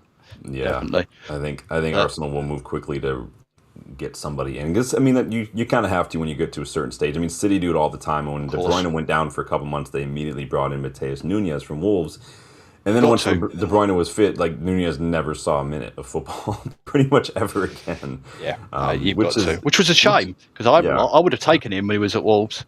I really liked him. I like him. So I mean, to be able to go drop 50, 60 million on a player and play him for a couple months and then never touch him again. They did the same thing with Reinders as well. Like they don't care. And El Nouri. Yeah, barely played him. Now it's Nico Marmouche. Nico. Yeah. So pretty much every player they bought that January, they just don't care about anymore. that was just to get Pep through the month. That January they spent like 200 million. They brought 4 players. It was Nico Gonzalez, it was Reinders, and then I forget who else. Marmouche, and then it was that young center back Vitor Rice they got from Palmeiras. And didn't they get Kushanov as well? Kushanov, yeah. It's insane, man. And Trafford. Don't ever use City or Chelsea as like the measuring stick for what you want United to do, because then you're just basically saying you want United to cheat at that point. Is that the keeper, Rob Porta? Is that the keeper for who's that? Porta for Colombia. I don't know who that is. I'm thinking of Paraguay. Never mind. Is he the right back, the Colombian right? No, because Majica's the left back, isn't he? And Majica. I don't know how to say it. I think it's Majica. So on midfielders, so obviously we got Tielemans, we got Andre Santos. Very different. One experience, one a little younger. I'm seeing reports that United's third midfield target, we're supposedly looking at someone who's got experience, able to make an impact in Europe, and plays a deeper role. So maybe not like a Nemecha, maybe not someone like a Mora who's a little more advanced, or Nemecha's a little more box to box. Someone who's maybe going to operate in and around their own kind of half of the pitch, just inside their half. Who ticks those boxes? I know a lot of us are talking about Mamadou Sangare. I think he ticks that box. Stiller, I think, ticks that box. Arden Yashari, I still think, ticks that box. I think he and Stiller are very good. Yashari, Stiller, Wharton are like the three in that role of that deep line kind of tempo setter, playmaker kind of thing. But I mentioned it to Ian before we went live because I want to play a fun game with you guys. So it's a bit of a challenge game, and Ian's got his pick and I've got my pick. I'll throw a random name out there when I do mine, but there's a fun game for you guys. So as far as midfielders go, again, so try to think of a midfielder who's experienced. So maybe, what are we saying, like 24, 25 and older or something? We'll say 25 and older. Who can make an impact in the Champions League. So maybe someone who has Champions League experience, or maybe Europa League experience if you want to go that route, and who plays a deeper role. With those 3 caveats in mind, again, fun game. Throw out a midfielder that we haven't been linked to yet in recent months. It's test, right? Because we're linked to everybody. But so Ian, I'll let you go first. Again, caveats: experience, so 25 and older.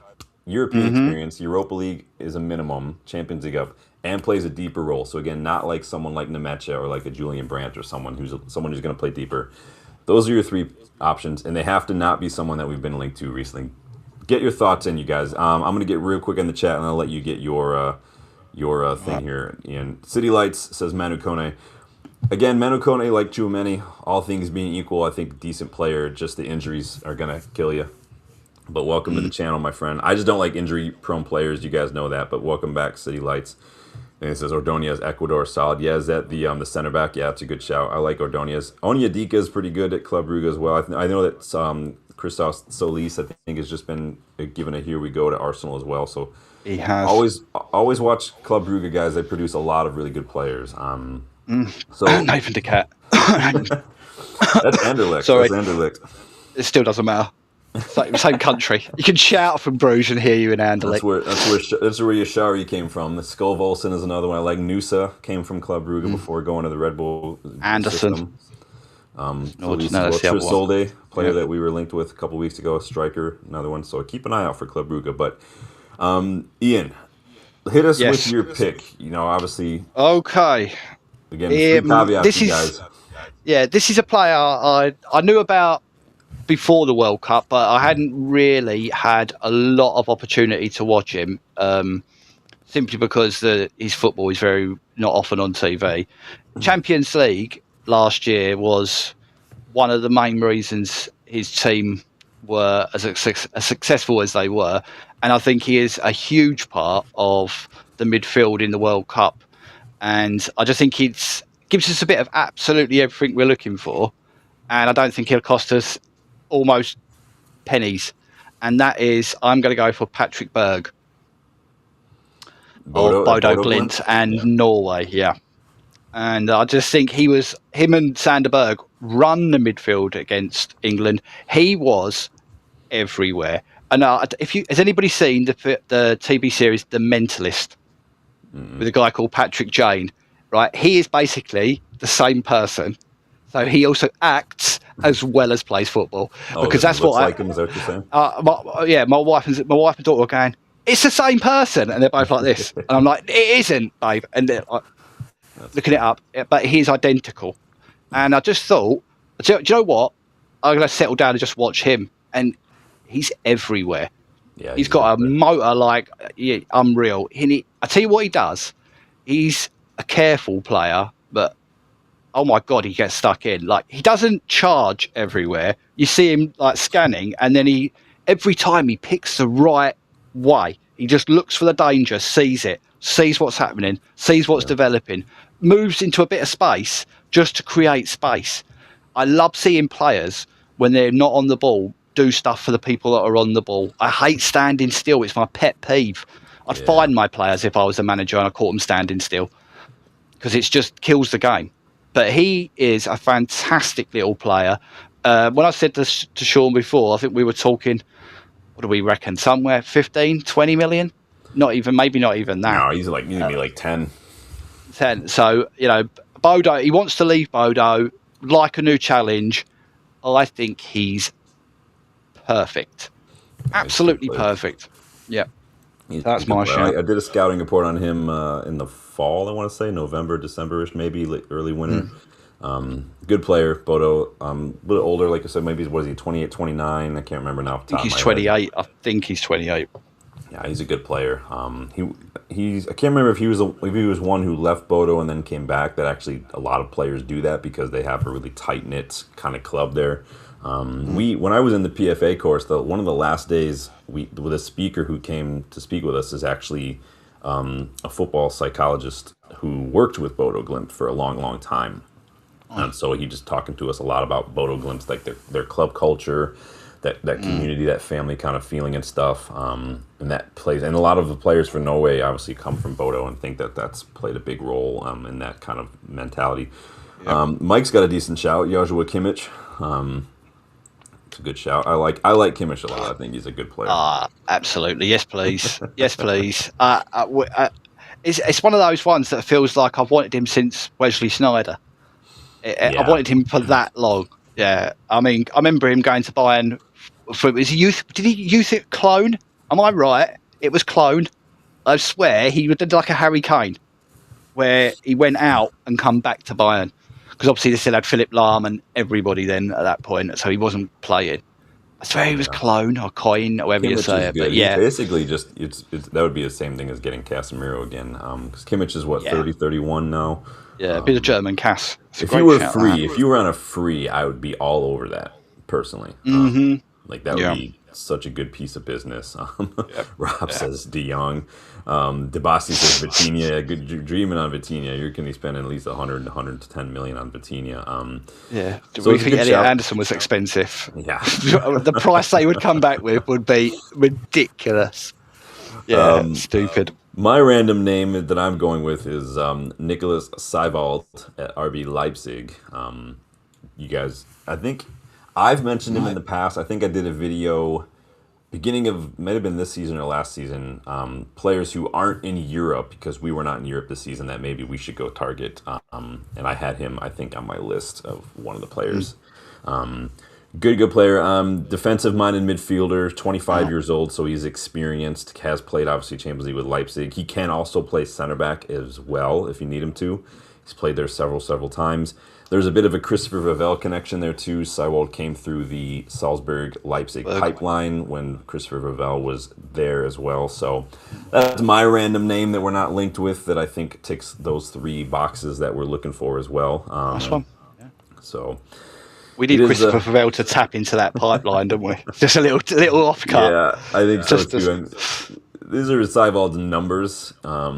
Again, the plot point up here, the circle, is basically identical to like Andre Santos's. That's basically the same shape that you're going to get.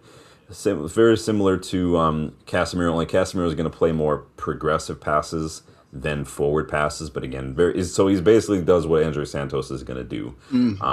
But he is more exactly defensive. what they're looking for, isn't he? Like, what's that? Like 80% of his heat map in hour half. So well, he's a 6. He's an out-and-out 6. You can see the highest rated number he's got over here on the far right is tackling. He's up near the 90th percentile. That's high for key passes for a 6. I like that. Yeah, so that's high for key passes. I like Seiwald. He's a physical player. But what are we talking money-wise? Oh, I don't even know. Probably I can't even remember. Is he one of the ones they rate? Then is it like the next big thing? Oh, let me see here. Seiwald price tag. Let me see what we got here. So the market value obviously is not very high. It's going to be about 25 million. I haven't seen any rumors of Seiwald in a long time, so I don't know if I can find an accurate, up to date price tag. But you're probably looking at something like 35, 40 million, I imagine. But that's the ballpark we're looking at. Yeah.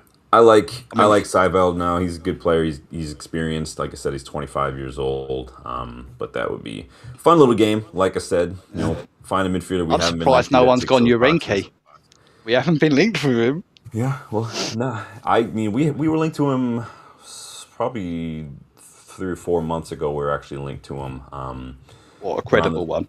Around the same time, Brighton were linked to him as well. But we get linked to everybody. But I think Urenki I didn't put because he doesn't tick the boxes that are part of the game. Again, the game had rules. I see. Yep. No. Yeah. I agree. Experience and your experience in Europe. Barella's a good shout, says Rob. That was a good one. I like Barella. I haven't seen him in a while. I remember Barella was the talk of the town for a hot second. Similar though to Chiesa, there was a time where Chiesa was like everybody was talking about Chiesa, and then went to liver I used to really rate as well was Llorente. Marcos Llorente, the Spaniard for Atletico, when he used to play centrally, I thought he was much better. But he's a bit Kimmich. They could play him anywhere on that right hand side, any of those positions. But I like Marcos Llorente a lot. He's older now. He's got to be like 30, 31 now, I think. He's up there. There's some good There's some good players out there. Is the point. And so it's a fun little game. So if you guys want to keep playing, you find a midfielder that ticks those boxes, you can throw them in the chat. Someone we haven't been linked to, someone who's 25 or older, Champions League experience, and who plays in a deeper role, so predominantly kind of in their own half from center midfield. Yeah. Go. You could have put Yashari in there as well. That would have been one you could have put, but I already said Yashari. So odds and ends. So we got a couple odds and ends to talk about. Those are fun games to play now and then. So I don't mind playing those. Let me close this window so I can see what I'm doing. There we go. Christian Orozco reportedly completed his medicals this week and is set to link up with the academy. I think the academy has some sort of a friendly or something coming up too. I know they play at the end of the month. I want to say somebody plays this weekend too. I want to say he could feature a little bit already. Oh, most certainly. It's pre-season academy is just minutes, and it's all about minutes. Maybe if he does well, we can bring him with us on the second leg of the preseason tour and something and see what he brings. I saw something because they were talking about to do with the preseason tour in the Andre Santos video, and they're saying about it's all of our games are so close, we won't be away. We're coming straight back to base almost after. So so it's like really doing our part to put all the fumes in the air with the planes and stuff, right? Yeah. We've got to get the use out of it. They paid for it. Yeah, why not? Well, when the Glazers aren't using it to go hang out in Qatar, I guess. What do you make of David Ornstein's post about Manchester City and Buwadi? Have you seen this? I have. I think I sort of mentioned it when we were talking about it a few weeks ago on here. It's just like them, because what Lille want is someone to pay the 70 million and let him have him for a year. It suits City down into the ground. They don't need him that's now. Basically what they do anyway with players. They did it with Nippon. Exactly. I forget how much they paid for Nippon, and he was at Middlesbrough for a while, I thought. Do you know what? It's a way round that not being able to loan back to a club you own, where we couldn't buy Kefren Turam from Nice because we couldn't do it because of something to do with owning the two teams. Now we should have just gone Nice. Right, well, we'll buy him. You can keep him to the end of the season, and then we'll have him. The end of the season is next month. It doesn't matter when the end of the season is. It's just till the end of the season. It's funny. I think it suits City down to the only ground. Club who doesn't want to utilize multi-club ownership, but we also seem. It feels like sometimes we're the only club who apparently that rule applies to, because Chelsea do it, City have done it. I mean, City getting Savinho from Girona when both clubs were I think it's just absolutely ridiculous. Personally, ridiculous. Chelsea obviously has been done for it. I saw PSG linked with it as well, because that suits them. Another year, give Fabi Ruiz another year. Buwadi in year after, and then they've got Buwadi, Patino, and Neves as a midfield. Truefair is another one. Truefair was on my list, but that's I'm like, there's no point with the Nice players at that point, so it just didn't matter. I know a lot of people want Truefair. I'm like, he's only been at Bournemouth for a year. You're not getting Truefair from Bournemouth right now, so there's no point in talking unless you want to go literally drop about 70 million on him. You're not gonna do that. But 85 million pounds to get Buwadi right now.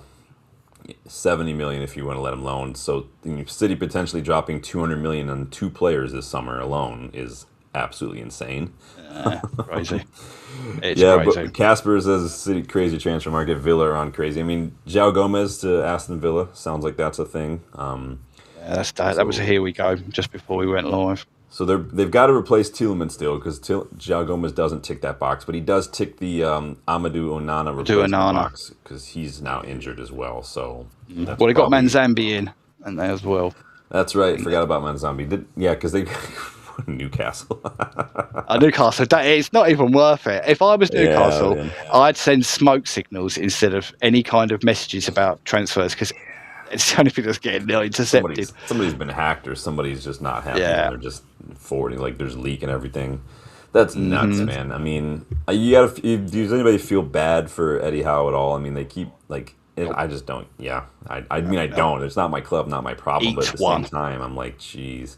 I felt a little bad for Pochettino when Spurs didn't do anything that summer after the Champions League final. That was just absolute robbery. They might as well have just hung him off the Brit Tower Bridge, because they did, basically. It's nuts. But yeah, so Villa, I told you guys, club's starting to make moves now that July's here, that the new squad cost ratio is in here. Villa have to operate under the 70% rule, just like we do, whereas other clubs outside of Europe, like Spurs or Chelsea, can operate with an 85% squad cost ratio, because reasons. UEFA just works differently than the Premier League, so again, it's how you're going to do it. Mason Greenwood going to Fenerbahce, sounds like that's official. I've seen some footage of him greeted by fans. We are going to get about 10 million pounds from that sell-on, so pulling a little bit of the cleverness with some of these sell-on clauses as well. So that helps. Women's team sold a couple players. Melvine Mellard has gone to Chelsea for a record fee, and then Millie Turner is going to Birmingham. So the women's team getting a little light in that regard, which is not great. We did it the year before with Russo, didn't we? Unfortunately, that's a selling team. We don't like to think it is, but they are. They are. We keep selling players, and then the players we get are like free transfers, which is not okay. But it is what it is. It's the women's. I know a lot of you guys don't care too much about women's team, but it is a big deal to sell. I want them to win, but unfortunately, we can't have both sides of the bread buttered. So. So the academy and the men's team and the women's team did well a couple of years back. I think all of them had won like the FA Cup or something. Or I think most years our women's team do quite good. It's just the fact is, if you're going to get offered millions more than a player that we didn't pay hardly anything for, they're always going to sell. Yeah, that's just the way it is. And Chelsea and Arsenal are so far more established than us as a female team in women's game. Yeah, Chelsea are like the standard right now. Yeah. So yeah. Someone mentioned it earlier. I think it was Rob. We do play Wrexham in our first preseason friendly Saturday. That'll be on MUTV. I need to renew my subscription to that, but probably going to do a watch along, barring anything going on here.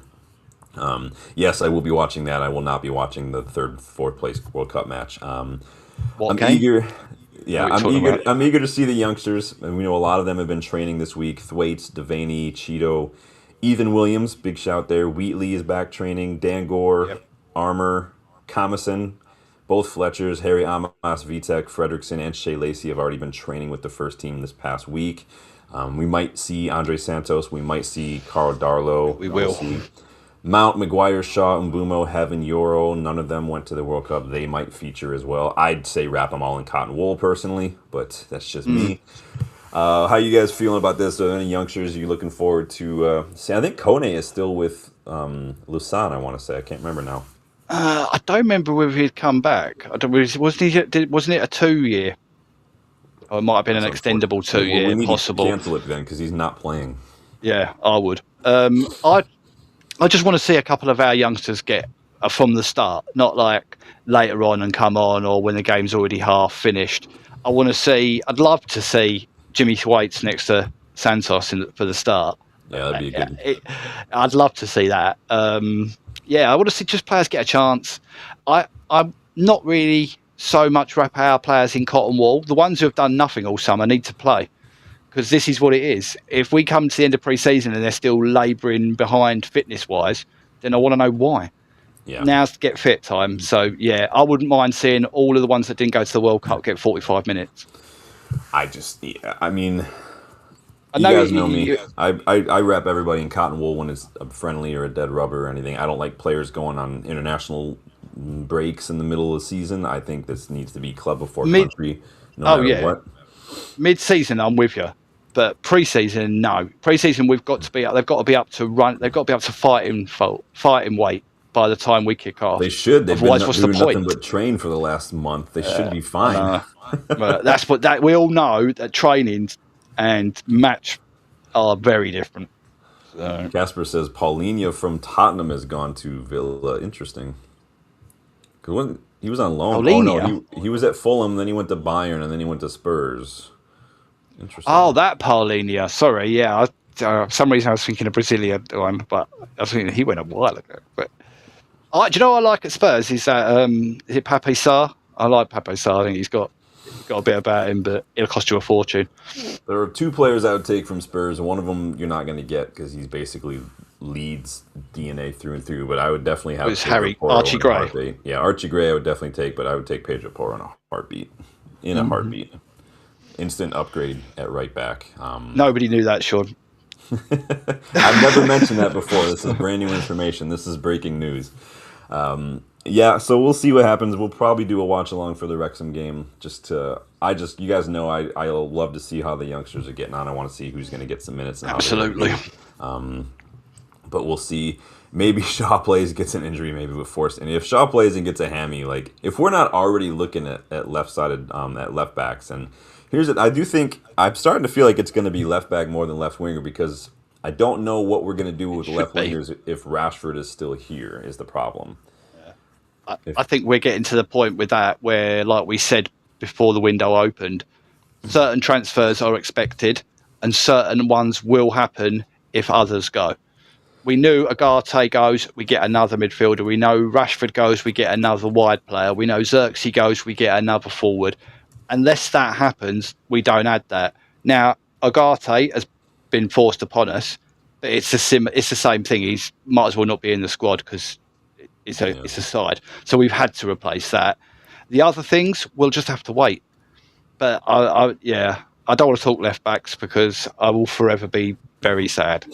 So. Yeah, it's something that I think that of the two, I think we've always said we needed to prioritize that or a left winger. But again, like I said, with Rashford here, I don't know what we're going to do on that. We can't go out and drop money on a left winger with Rashford still here on $300K a week. So I do feel like maybe we're going to pivot to a left back now. But we'll I see. do.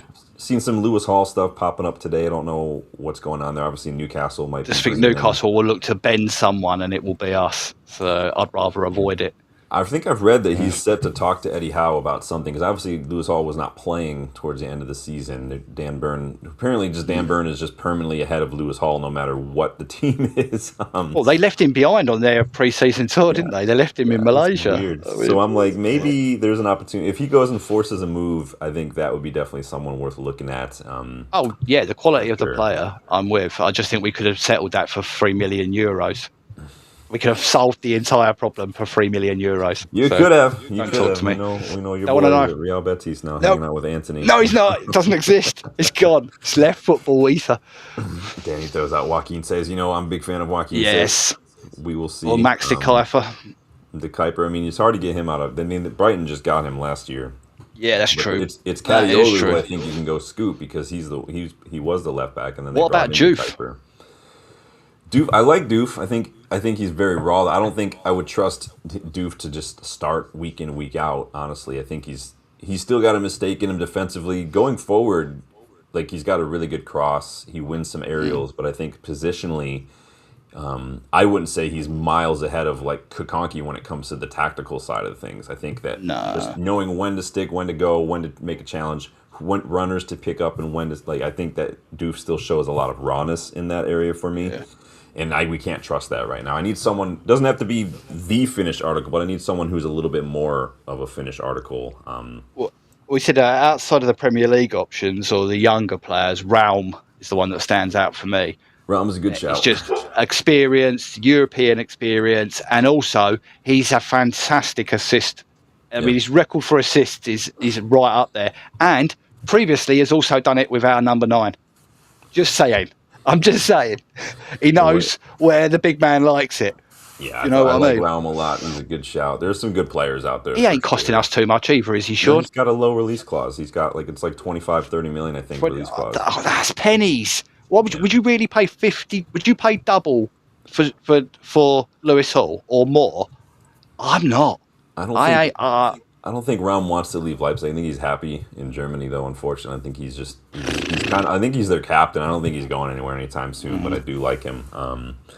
But yeah, there are a lot of options out there, you guys. We've rattled so many midfielders off on the channel. We've left like wingers, left backs. We all know. We've talked about a lot of them. You'll hear more about, tomorrow I'll do a scouting report. I've got some players in there as well. I'm still putting the finishing touches on that one. There is a member pick in this week's scouting report, so keep an eye out for that one as well. So 5 hidden gems, future ballers, and rising stars that you guys can take note of. So finishing up that, some of them did play in the World Cup, so if you've been paying attention for the World Cup, you'll recognize a couple of them as well. So keep a lookout for that one tomorrow. Like I said, finishing that up tonight, and then we'll do that tomorrow, and then Wrexham watch along Saturday, and then it's World Cup final on Sunday. So obviously, I'm not be doing much besides watching that as well. Do we know what time the kickoff is on Saturday? I just off the top of my head, I want to say it's 11 a.m. I was going to say I heard it was early, but I've not heard a time. All right, we're going to confirm here. I do think it's 11 my time on Saturday. Yeah, it's 11 a.m. for me.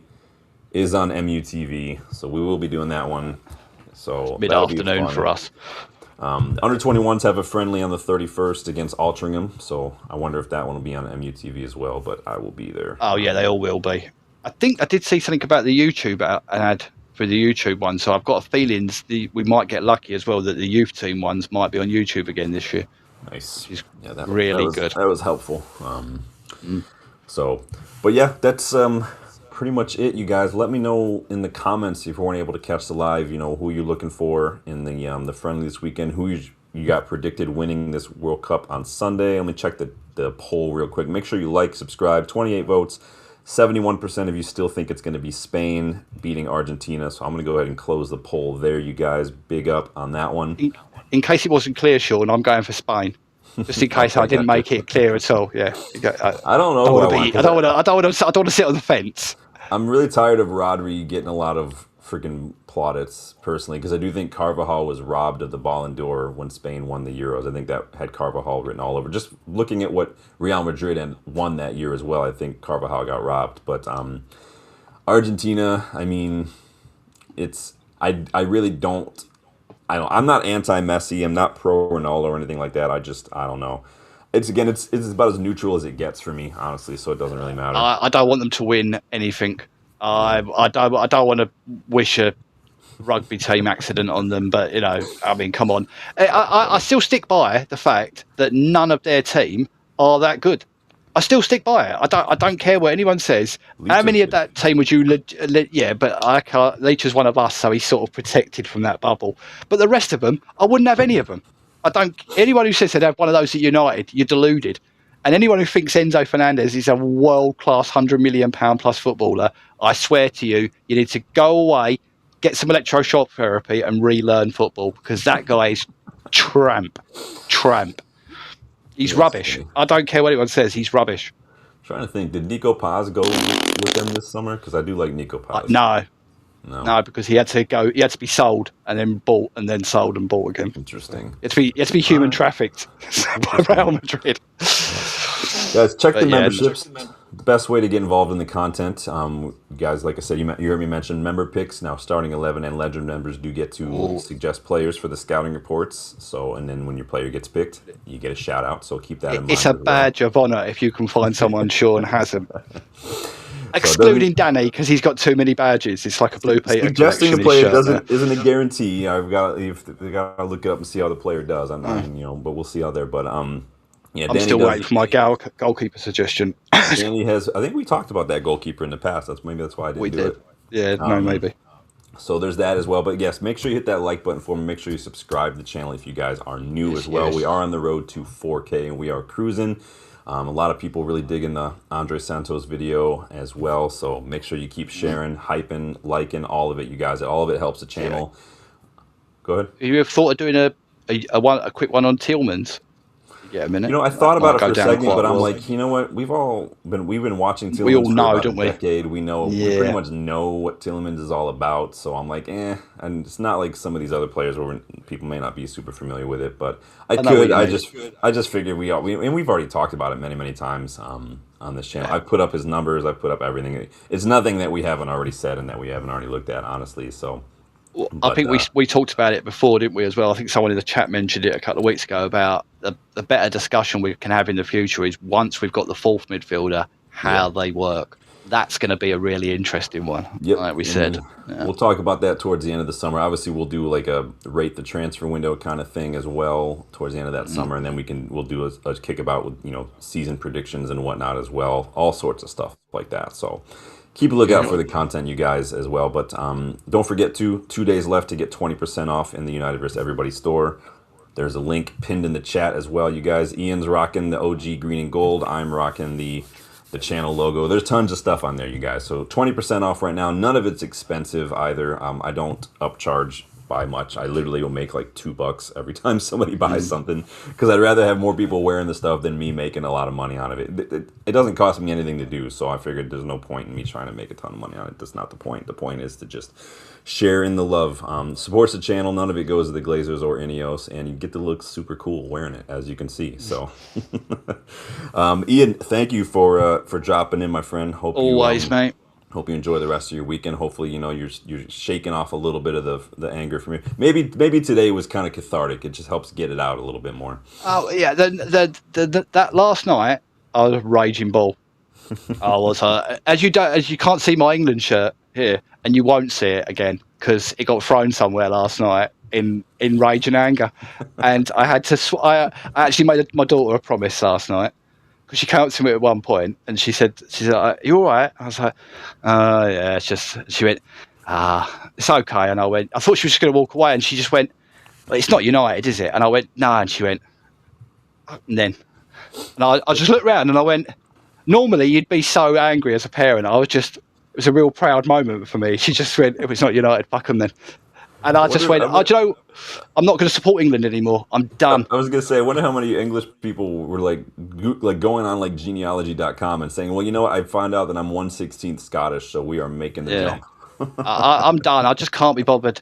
Next time I want to hear England's name is they've lifted it. Otherwise, I don't want to hear it again. I'm finished with getting bothered, watching it.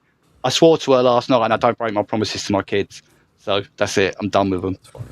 And it was just the way she went, no, it's not United, fuck them. And I was just like... Yeah, I mean, that's pretty much how I feel. I mean, I don't care much about the US. Exactly. It's what it is. And it's just, I'm United first and foremost. It's us before anyone.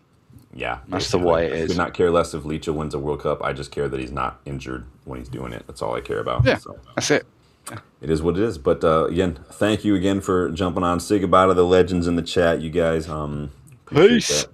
Later, guys. We'll see you tomorrow for the scouting report. Don't forget about it. Hit the like button and make sure you hit the bell so you guys know that you're not missing out on anything. Smash that like, guys. Nearly there. Nearly 4K. We're getting there. We can do it before the season kicks off. It'll be absolutely amazing. We are getting there. We could do that before the season kicks off. I might let Sean get me on a watch along. I'm not allowed to speak, but you just see my reaction on the camera. There you go. I don't do many watch-alongs for the first team because I'm usually watching those with people. But usually the academy we'll do watch-alongs for if we get, unless it's like a 6 a.m. kickoff because my wife's still sleeping, so that's not going to work out. So. No, I can't do that then. Yeah, right. She'll kill me. All right, guys, take it easy. Enjoy the rest of your week, and we'll see you guys on the next one.